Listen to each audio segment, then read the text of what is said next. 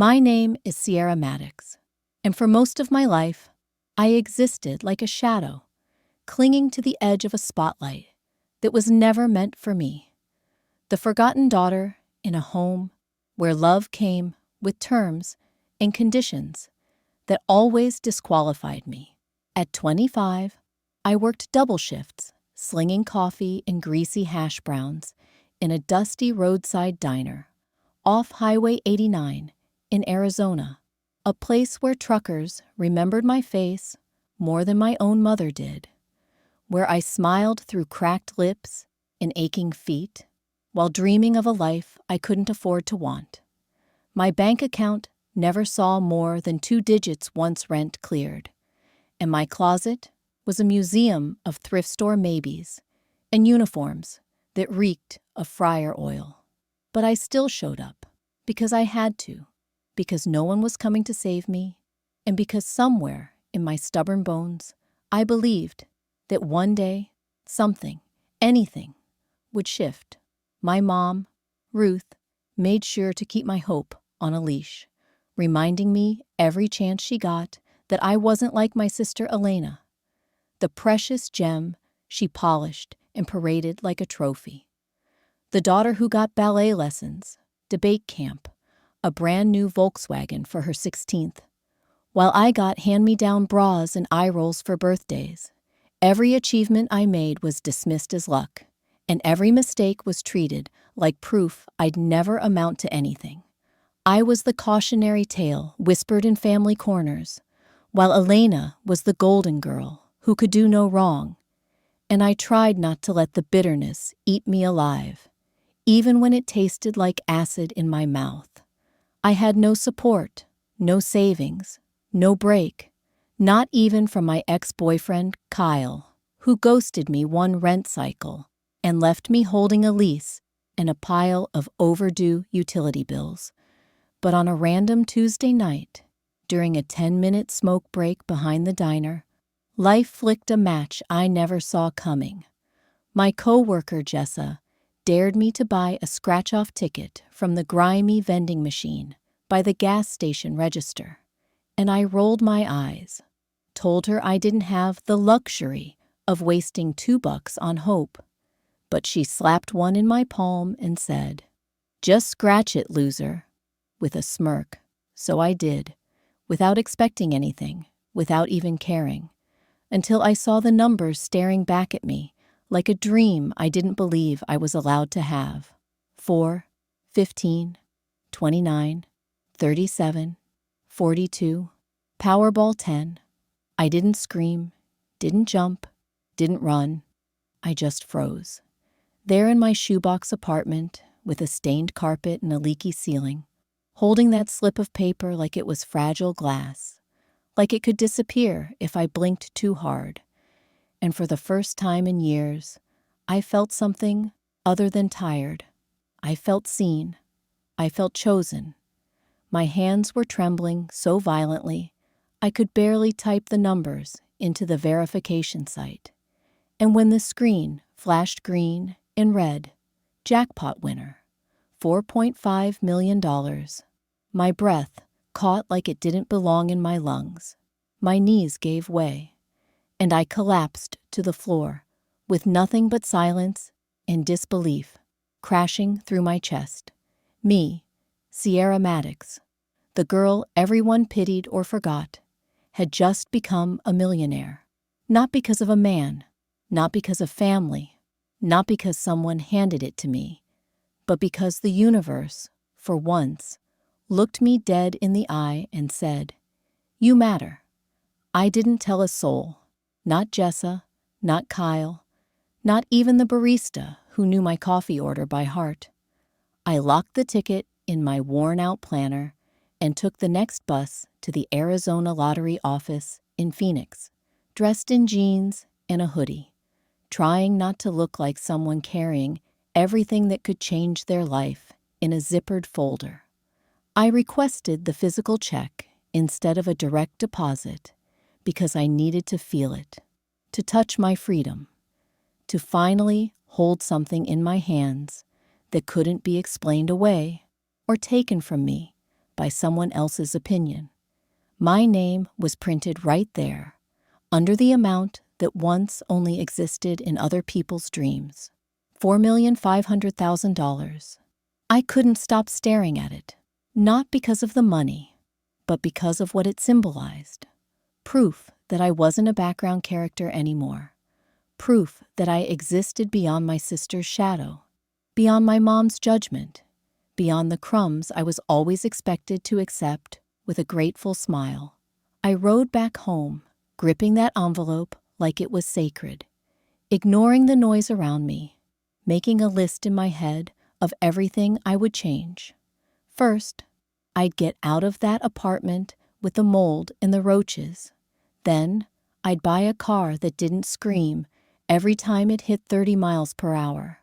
And then, maybe, just maybe, I'd open that used book cafe I'd dreamed about since I was 17, where people could sit, sip, and feel seen, because I knew what it felt like to go unseen for far too long. But fate, as it always did in my life, didn't even let me finish fantasizing, because when I stepped into my apartment, my front door was already unlocked, and I knew instantly something was off. The air felt too still, like the room was holding its breath. And then I saw them, my mother and my sister, sitting on my secondhand couch with 2 wine glasses and matching smug expressions, like they'd just come from a victory parade I wasn't invited to. My heart dropped, my blood ran cold, and I fought to keep my face neutral as my sister tilted her head and said with syrupy, fake sweetness, "So we heard. You're a millionaire now," like it was some petty gossip instead of a life-altering truth.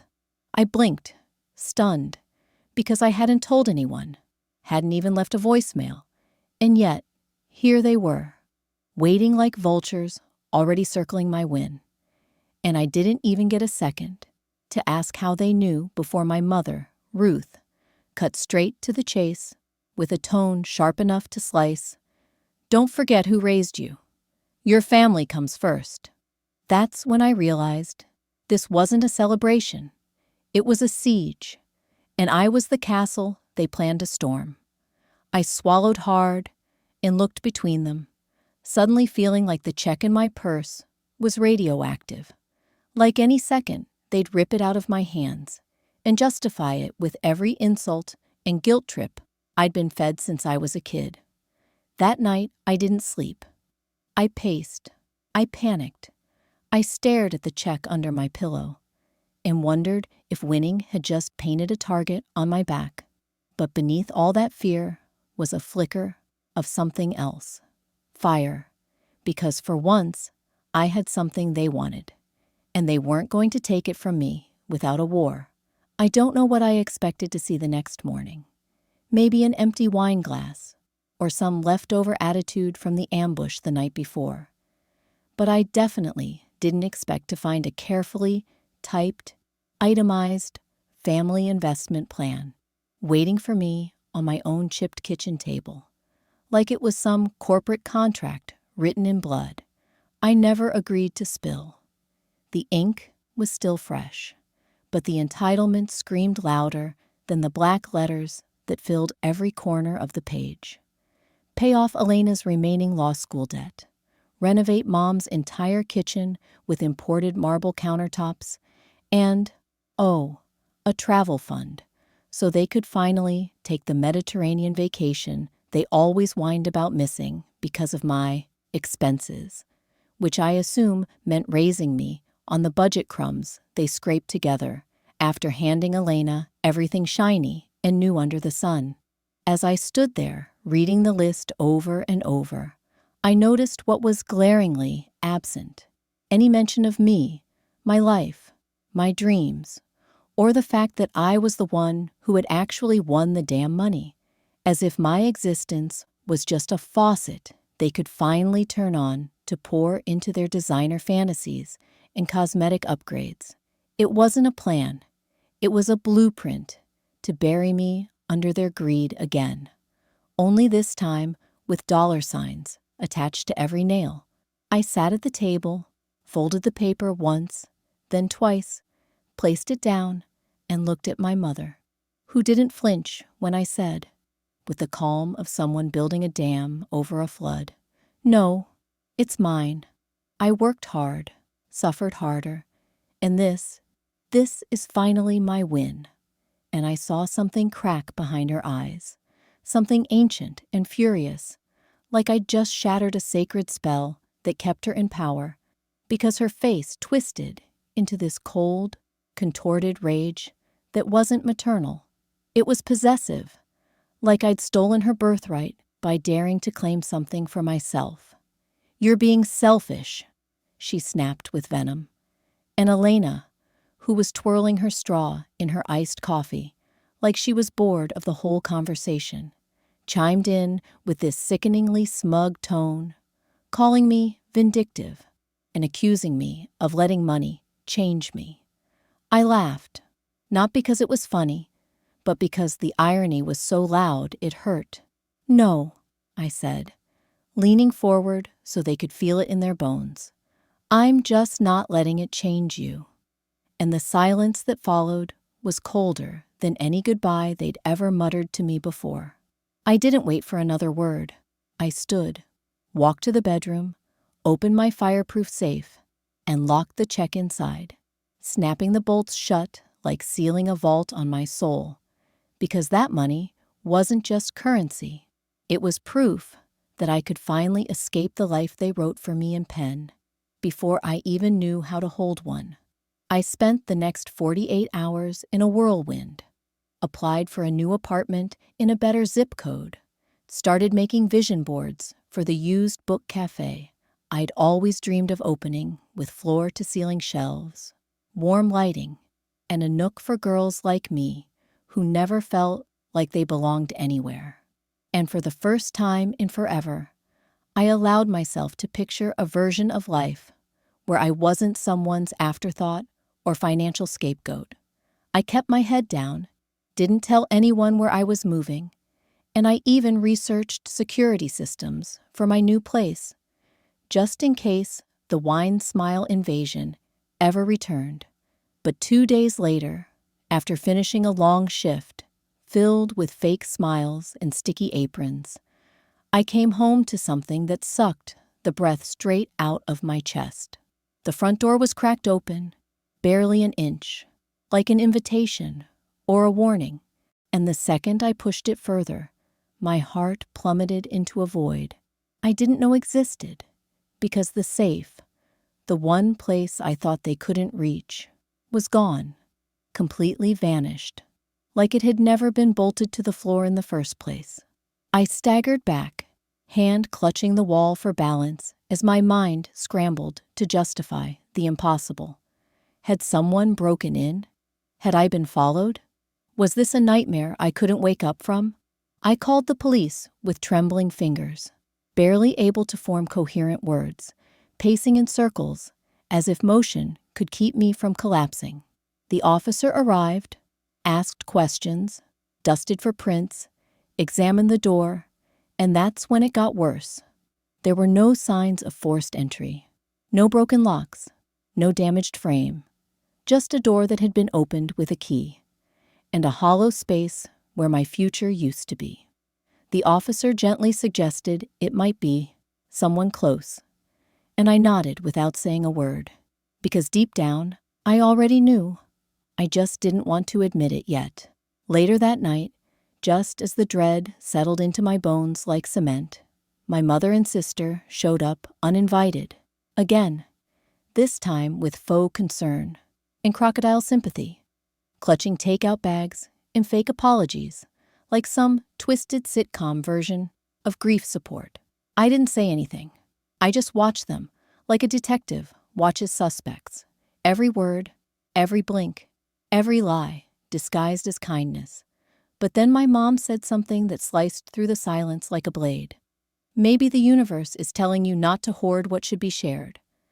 And that's when I smelled it, faint but unmistakable, the scent of smoke, not cigarette smoke or kitchen grease, but burned paper, acidic and bitter, clinging to her jacket like guilt that didn't wash off.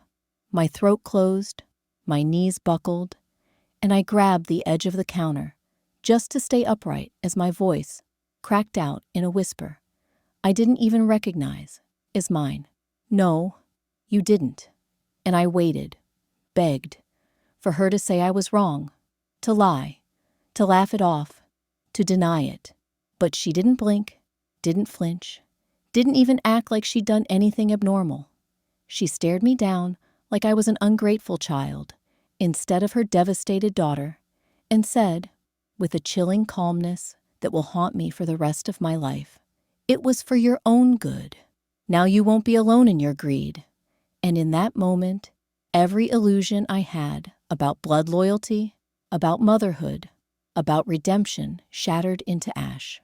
She burned it, burned my check, my future, my chance at escape, and stood there expecting me to thank her, to embrace her twisted definition of unity that only ever demanded my sacrifice, and never their accountability. My world didn't just tilt, it split, and I knew with a clarity so sharp it hurt. I wasn't dealing with family anymore. I was dealing with enemies who shared my DNA, and that night, while they sat in my living room sipping boba like nothing happened, I stared into the mirror with fire in my eyes and revenge whispering to me like an old friend finally returned. Because if they thought I'd crumble, they didn't know Sierra Maddox had already crawled through worse. And this time, I wasn't crawling. I was coming. I spiraled. Not gracefully like a character in a coming-of-age novel, but messily, violently, silently, like a woman standing in the middle of a house that's still burning and no one sees the smoke. I couldn't eat because every bite tasted like disappointment. I couldn't sleep because every time I closed my eyes, I saw the flames she denied, the smugness in her voice when she told me it was for my own good, like stealing my dream was an act of motherly love. And I didn't cry because the grief had dried me out from the inside, left me brittle, hollow, too stunned for tears. Because how do you mourn someone who's still alive but dead to you? And it wasn't just about the money. Yes, the $4.5 million was life-changing. Yes, it was mine. But the deeper wound was the betrayal. The realization that my mother didn't love me the way a mother should. She loved what I could provide, what I could sacrifice, what I could hand over with a smile, while she lavished affection on Elena and told me to be less difficult. And while the rest of the world scrolled headlines calling me crazy, attention-seeking, spoiled, while online commenters branded me ungrateful and dramatic, I sat on my floor surrounded by copies of emails, blurred security stills, and an ache that wouldn't stop throbbing. And something in me clicked, shifted, hardened, because I realized I couldn't win this battle as the old Sierra, the one who made herself small to keep the peace, the one who swallowed rage like pills and wore shame like a sweater. I had to become someone new, someone smarter, someone quiet and observant and precise, because if they burned my future, I'd build a new one from the ashes and make sure they choked on the smoke. So I started with the neighbor's Ring camera, politely asked Lyle if I could see the footage from the day the safe vanished. He said yes, without hesitation, said I reminded him of his daughter and that my mom always gave him bad vibes anyway. And when I watched that footage, I saw it plain as day. Mom's car parked across the street, her silhouette moving back and forth in front of my door for hours. And though it wasn't a smoking gun, it was enough to prove she was there, enough to sew into the fabric of what would become my evidence quilt. Then I contacted the lottery office again, spoke to a different agent this time, explained everything, and got written confirmation that the check had not been claimed or reissued, and that without a legal order, it would remain in limbo until expiration. I printed that email, highlighted every important line, labeled it, time-stamped it, and tucked it into a folder that was growing thicker by the day, a folder I called Phase 1 in my Notes app. I knew the cops wouldn't help. My earlier report had been dismissed for lack of evidence and no forced entry. And when I showed the footage to the officer, he shrugged and said, "Could be anyone." And I walked out of that station stone-faced because I realized no one was coming to save me. And honestly, maybe that was my origin story moment. Realizing that justice wasn't something you begged for. It was something you built with your own hands. So I stopped begging, started documenting, started playing the long game with a vengeance that made me sick and sharp at the same time. I reached out to an old high school classmate, Lena, now a corporate paralegal, told her I needed help understanding civil suit structures, and she sent me templates, even drafted a few documents under the table. I started visiting Mom's house again, pretended I was making peace, pretended I believed her tears when she said she was just overwhelmed, nodded along when she said we were still family, and every time I stepped into that house, I took pictures in my mind. Her new marble countertop, the upgraded appliances, the designer light fixtures, things she couldn't afford before, and now flaunted like trophies she'd earned instead of stolen. Elena was harder to stomach. She was always smug, always ready with a dig about how we're not kids anymore, and you really should have split it. And I'd just smile, sip my wine, and pretend her words didn't make my skin crawl, because I needed them to think I was docile, broken, grateful for their half-baked attempts at reconciliation. And it worked. They stopped watching me closely, stopped guarding their conversations, started slipping up. One night, while helping Mom clear dishes, I heard her on the phone with someone, I think a cousin, bragging about how we handled the money issue and how I was finally back to being reasonable. And I memorized those words, repeated them like a prayer while scrubbing a plate I wanted to smash into pieces. Because every time she revealed how little she regretted it, I felt my resolve forge hotter and sharper. I created fake posts about job hunting, financial trouble, overdue rent. I let the world believe I was spiraling downward, and people pitied me, started sending me Venmo donations and words of encouragement. And I saved every cent and screenshot because this was no longer just a revenge story. It was a reckoning, and they were still smiling for the cameras, still playing the victims, while I built a digital fortress of truth.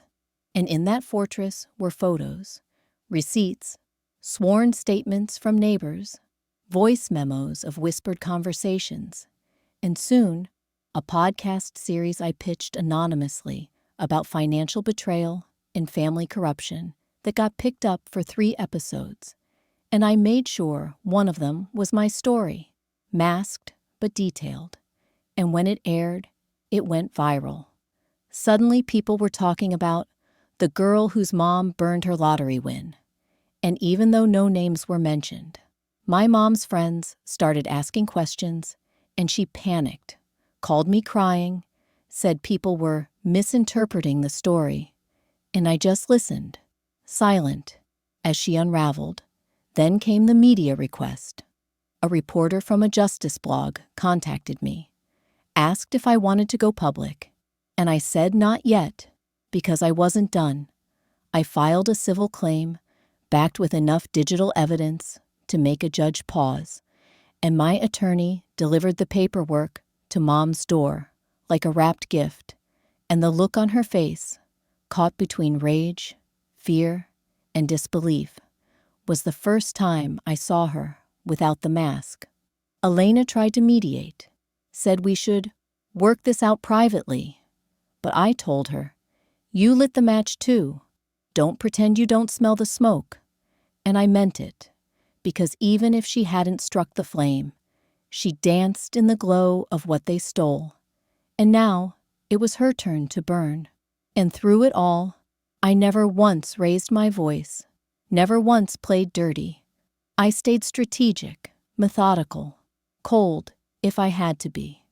And when the court date was set and media caught wind, my inbox exploded with offers, sympathy, apologies from people who once called me unstable, and I ignored most of them. Because this wasn't about redemption. It was about clarity, about proving that even when the world calls you crazy, the truth stands taller. And when I walked into that courtroom in 1850, a black suit with my evidence in hand, and a lawyer who believed in me by my side, I didn't feel like a victim. I felt like a storm, and I was about to make landfall. The moment I stepped out of that courtroom, I knew I wasn't done. Not with the truth, not with the justice that still needed oxygen, and definitely not with the reckoning my mother thought she'd cleverly dodged by tossing a match over her shoulder and playing victim. I had the paperwork, the lawsuit, the headlines, but I needed the world to understand the rot that had lived inside my family tree for decades. Not just this one scandal, but the deep, generational entitlement that made them believe my success was theirs to divvy up. So I reached out to Morgan Lyles, an investigative journalist I'd followed since college, one who'd made headlines exposing inheritance scams and elder abuse rings in California nursing homes. A woman who didn't just write stories, she detonated silence. I emailed her with a burner address, attached compressed folders labeled Mom Confession, Elena Threat, Safe Evidence Ring Footage. And then I waited, stomach in knots, fingers trembling, because this was my last card, and I needed her to see it wasn't just gossip.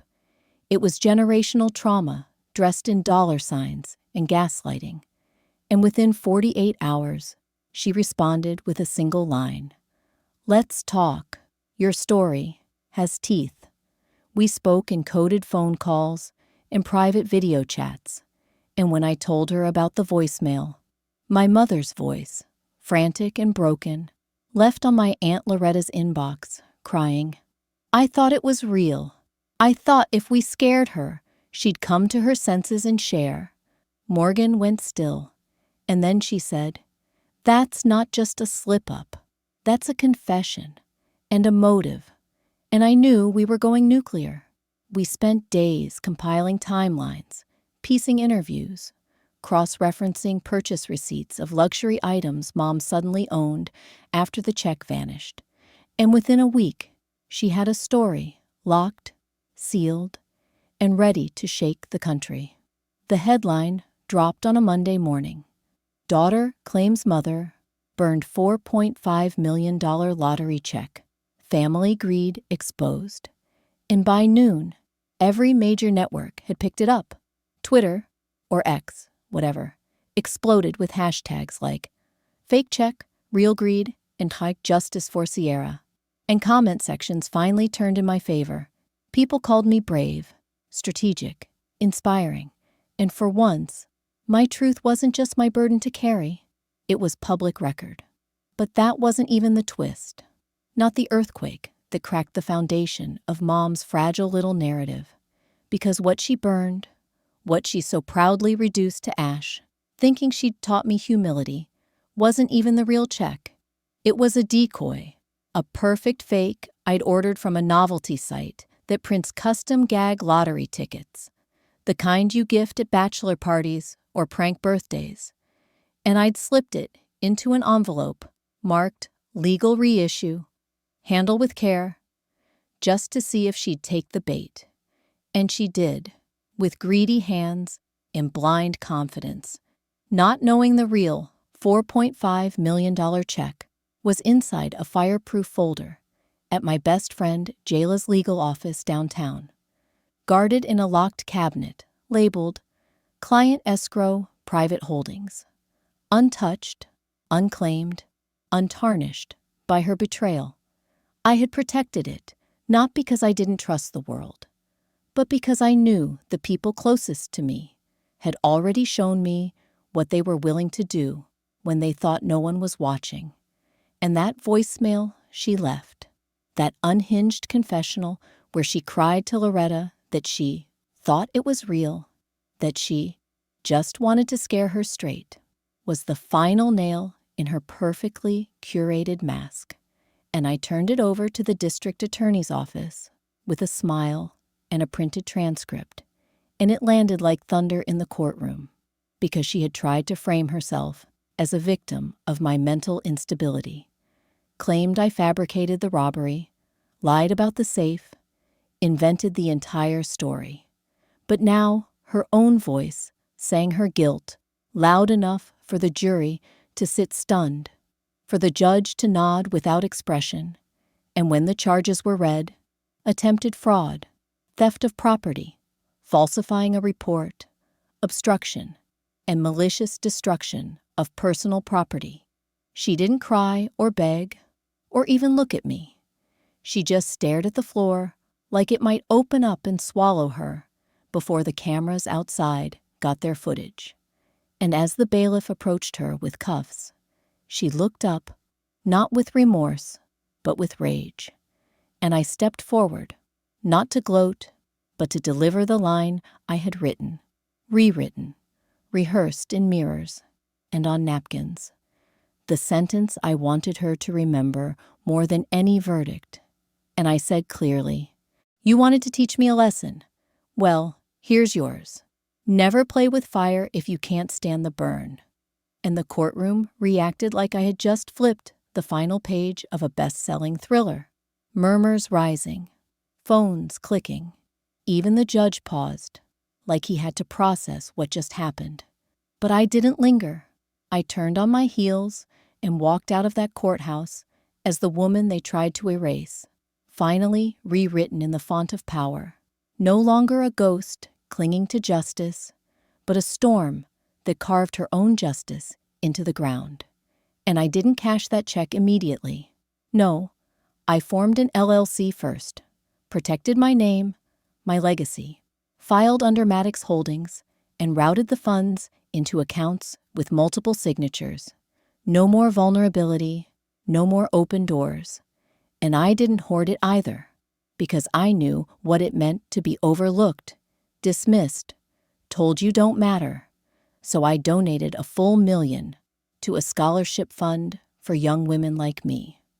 Girls raised in homes where love came with terms, where ambition was punished unless it served someone else, where your value depended on how quiet you were while others spoke over you. I named the fund Phoenix Girls because we rise from fire, not fall into it. And as applications poured in, as letters arrived from girls across the country telling me their own stories, I finally felt like I had turned pain into purpose. And Ruth, she became a pariah in her social circle. The PTA darling turned cautionary tale. Neighbors crossing the street to avoid her. Elena distancing herself and moving out after her own internship offers dried up. And though they tried to spin their own narrative, the world had already chosen the headline, and it wasn't theirs to edit anymore. Because I didn't just win the money back.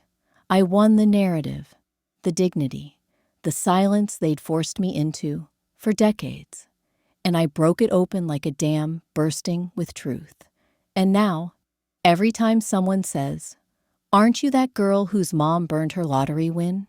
I smile, because yes, I am, and I turn those ashes into gold. I didn't celebrate right away. You'd think winning in court and walking away with my untouched fortune would trigger champagne and closure. But instead, I felt this heavy quiet settle in my bones, the kind of stillness that only comes when you realize you survived something you were never supposed to live through.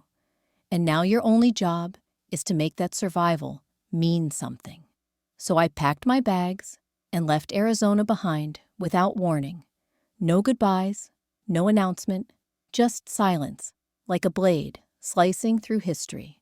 and I drove until I hit Oregon's fog-kissed coastline and rented a cottage with creaky floorboards and a porch that faced the sea, where no one knew me as the lottery girl or the daughter of Ruth Maddox, just Sierra, a woman with calloused hands and a dream that finally had breath. Page 1 opened with no ribbon cutting, no investors, just me and a cash register and shelves filled with stories I used to escape into when I thought escape was all I'd ever have. And I watched people trickle in, strangers at first, but then regulars, then friends, and one little girl named Ivy, who came in every Tuesday after school to read fantasy books and sip hot cocoa with too much whipped cream, her laugh peeling through the quiet like sunlight. And every time I saw her, I saw myself at 7 years old, begging my mom for books instead of ballet shoes, but hearing instead that books were for people who want to be poor with imagination. And that's when I understood that revenge, real revenge, wasn't the courtroom, it wasn't going viral, it wasn't watching my mom's name get dragged across news scrolls while she was sentenced to community service and ordered to pay restitution that I never planned to cash.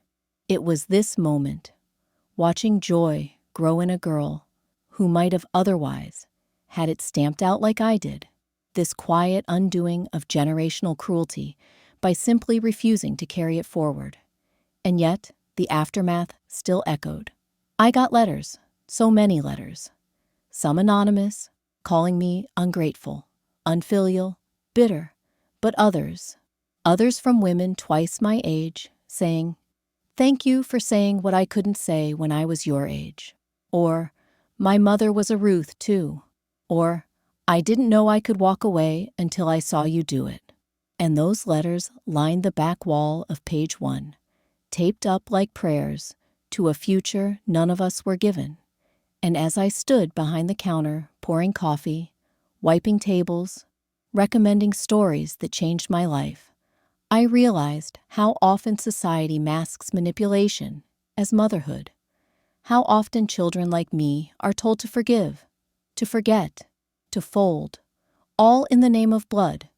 But blood should nourish, not poison, and just because someone gave birth to you doesn't mean they own your breath. And when reporters asked later, "What would you say to your mother now?" I answered with no malice, only clarity. "Thank you for burning that check, because in those ashes, I found my worth. And it wasn't $4.5 million. It was freedom. And still, I didn't stop. I created a nonprofit with part of the money, called it Ashes to Ink, and it gave scholarships to girls estranged from their families, girls who were told they'd never make it, girls like me who showed up with nothing but a broken heart and a full soul. And I made sure no one forgot what Ruth Maddox did, not to shame her, but to teach others what manipulation looks like in daylight, to say, "Look here, this is what cruelty with a smile sounds like," because I'd rather be hated for setting boundaries than loved for dying by silence. And every time someone walked into my cafe and asked about the name, I'd say, "Every story has a first page. This is mine." And when Ivy's mom came in once and said, "I don't know what you did to my daughter, but she believes she's unstoppable now," I just nodded and swallowed the lump in my throat, because I knew that girl would never wonder if her voice was too loud, too selfish, too inconvenient. And somewhere in the distance, I heard the echo of my past getting quieter, not because I forgot it, but because I'd finally spoken louder than it. And that, to me, was everything, because I didn't just reclaim money. I reclaimed myself, and I didn't just escape Ruth. I unlearned her, scrubbed her voice from the corners of my confidence, replaced every "you'll never be enough" with "you already are." And I wrote my life in chapters she couldn't touch, surrounded by community, by purpose, by girls who knew that survival wasn't shameful, it was sacred. And one night, as I closed the shop, I looked up at the sky, streaked with pink and fire, and thought, maybe the fire was never my enemy. Maybe it was my beginning, and in that stillness, I finally exhaled. Not as the girl who won the lottery, not as the daughter of Ruth Maddox, but as Sierra Maddox, the woman who turned betrayal into legacy, ashes into ink, and silence into a story that no one would ever forget.